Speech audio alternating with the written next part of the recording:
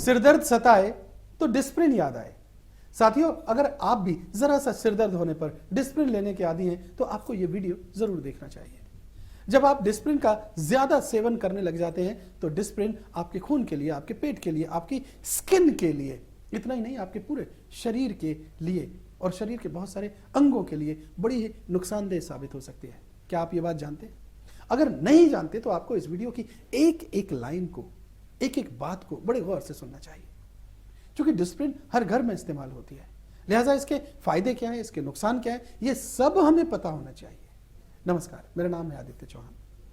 अक्सर जब कभी किसी का सिर दर्द करता है तो वो सबसे पहले क्या मांगता है? अगर कोई गोली मांगे, कोई दवाई मांगे तो डिस्प्रिन याद आती है।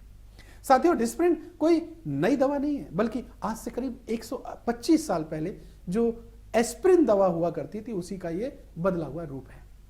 माना जाता है कि सिरदर्द में यह दवा बड़ी फायदेमंद है, इसलिए लोग इसे जरा से सिरदर्द में शुरू होते ही खाना शुरू कर देते हैं। अब जरा ये समझिए कि हम डिस्प्रिन खाते कैसे। डिस्प्रिन टैबलेट को खाने के लिए 1 कप गुनगुने पानी में पहले उसे डाल देते हैं और जैसे ही वो उसमें घुल जाती है आप उस पानी को पी जाते हैं। लेकिन आपको ये जानकर हैरत होगी कि यह दवा आपके खून के लिए बहुत खतरनाक है। ये मेडिसिन ज्यादा उपयोग करने से बॉडी का जो खून है उसको ये पतला कर सकती है और आपके पाचन तंत्र पर भी इसका बहुत बुरा असर पड़ सकता है। डिस्प्रिन का अगला नुकसान समझिए। डिस्प्रिन एलर्जी भी पैदा कर सकती है। इससे शरीर पर चकत्ते पड़ सकते हैं, होठ, गले और जीभ पर सूजन यानी स्वेलिंग जैसी समस्या भी हो सकती है। नेक्स्ट, इसका जो साइड इफेक्ट है, अस्थमा के रोगियों के लिए डिस्प्रिन बहुत हानिकारक हो सकती है।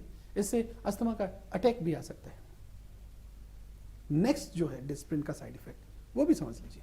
डिस्प्रिन का ज्यादा इस्तेमाल पेट दर्द, जलन और असहजता पैदा कर सकता है।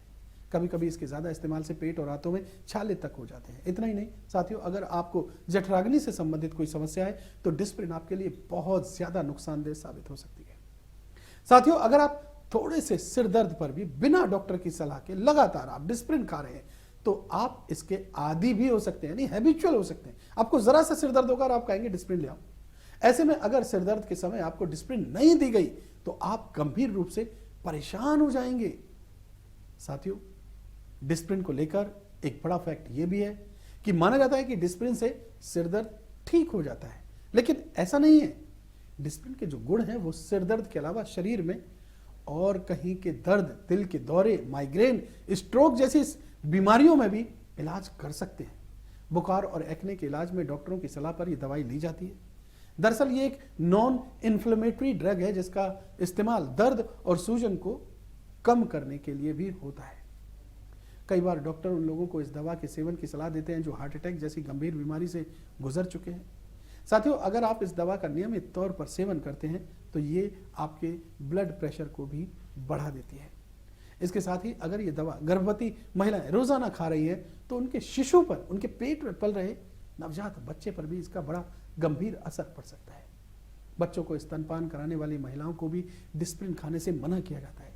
जबकि अगर आप दमा, रे सिंड्रोम और गाउट जैसी परेशानियों से जूझ रहे हैं तो आपको डिस्प्रिन का सेवन डॉक्टरों की सलाह पर ही करना चाहिए।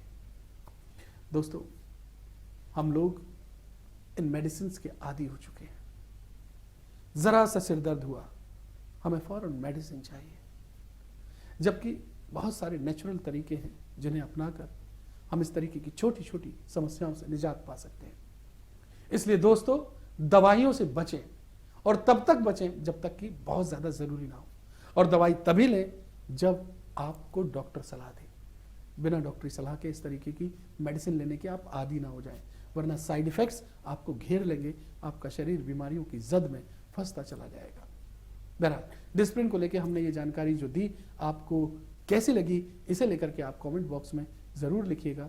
इस वीडियो को लाइक कीजिए, शेयर कीजिए और हमारे चैनल मेडिकली स्पीकिंग को सब्सक्राइब कीजिए। बहुत बहुत शुक्रिया।